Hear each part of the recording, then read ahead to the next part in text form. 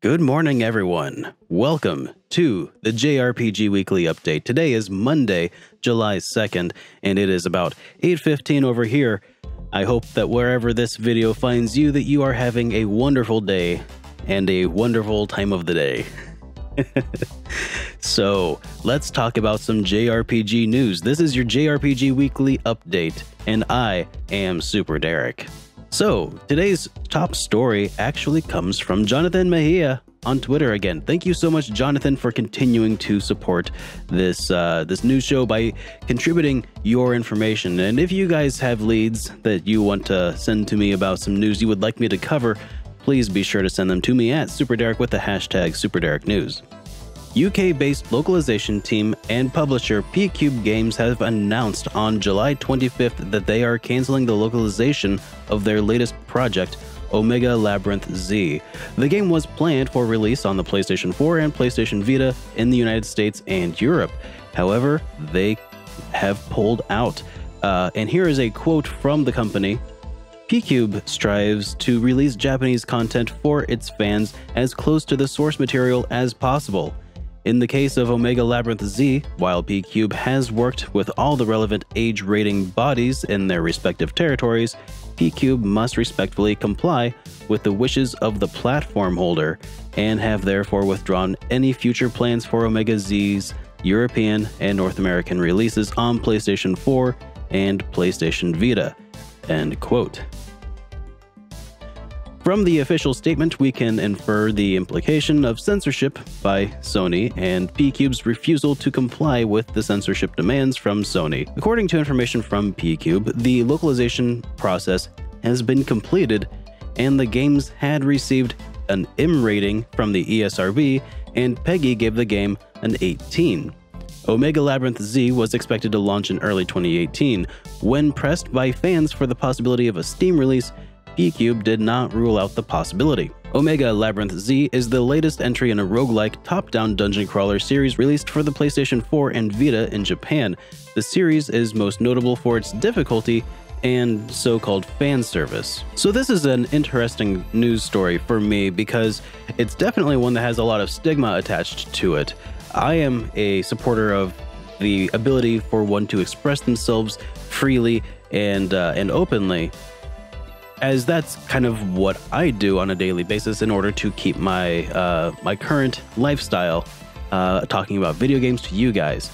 The ability for one to express themselves purely for the sake of expressing themselves is a value that I hold dear. Clearly, this doesn't extend into freedom of speech or anything, because that only protects you from the government. However, in this sort of situation, it skeeves me out a little bit because there are only so many venues in which you can express yourselves through a video game medium. And one of those is through Sony's consoles, one of them is through Nintendo's consoles, one of them is through Steam. These are venues for expression, and when the gatekeepers for those venues, their business is to be interested in what's in your wallet. When they're dictating what you have access to and what you are allowed to play and what you are allowed to be offended by, I feel like there's something wrong there. And I'm not asking, is it against the law? It's clearly not against the law. It's not about can they do it, it's about should they do it. So I'm interested in your opinions down in the comments below. This next bit of news was posted on Reddit by a user Glockzor, GLOCKZ0R, as a PSA to the Nintendo Switch subreddit. Lost Child on Nintendo Switch has a bug that prevents users from completing endgame content. This issue has been known to Japanese gamers and, by extension, the game's developer Crim since 2017, when a DLC was released that introduced the bug. The Western release of Lost Child includes the DLC in the retail package of the game, meaning that all US releases are affected and no patch is currently available to resolve the problem. To prevent the bug, users must not use the demon Enoch, as this will prevent the player Lua from learning a specific spell that is required for advancing beyond halfway through the post-game content. That seems like a pretty big oversight if you ask me. So I wanted to further extend the reach of that PSA. I know a lot of people here were going to be playing that game, so if you encounter the demon Enoch and want to 100% this game, do not use that demon, otherwise you will possibly lose hours and hours and hours of progress. Also, as reported in an earlier installment of the JRPG Weekly update, Square Enix has released an additional user interface patch to further address their contentious port of Chrono Trigger on Steam. The latest patch has addressed the title and menu screens to improve their navigation via either keyboard or gamepad. Their latest patch completely fulfills their list of user interface patches outlined in a previous statement from Square Enix. However, the planned key rebinding feature has been pushed back into sometime in July. Also on the subject of patches, Ys 8 has launched on the Nintendo Switch and has received a patch as expected. However, the DLC options for Ys 8 have been temporarily removed from the Nintendo eShop. This was done to address problems with that users were encountering where the game would get stuck looking up DLC. Users who encounter the bug for the time being are encouraged to uninstall the game update, as doing so will not affect the save data of the game. And finally, NIS America have also announced that they have released their final patch for the PC version of Ys 8 to further address performance issues. So that covers all the major RPG news for the last week, but let's talk about some release date updates and announcements that we can look forward to. Starting with more Ys related news, as XSEED will be releasing Ys Memories of Celceta on July 25th on Steam. Memories of Celceta was previously only available on PlayStation Vita, and for $25, this sounds like a really good option for players who want to experience the game in higher resolutions above 1080p and higher frame rates, up to 144 frames per second. Level 5 have announced 2 Yokai Watch titles will be coming to the Nintendo 3DS on September 7th. Yokai Watch Blasters, Red Cat Core, and White Dog Squad are cooperative action RPGs. They're 2 versions of the same game, similar to the Pokemon series. This spin-off is quite unique for the series, as it's not going to be the usual turn-based affair. It's a cooperative action RPG that supports up to 4 players either locally or online. Moving on, The World Ends With You Final Remix for Nintendo Switch has been given a release date in Japan for the time being. The game is expected to launch in Japan on September 27th of this year. The game will have a special edition available for the equivalent of $170 US, which will include a mini soundtrack CD, that's like the size of a GameCube disc, I guess, an art book, a stylus, an acrylic Neku figure, an e-stickers, and badges.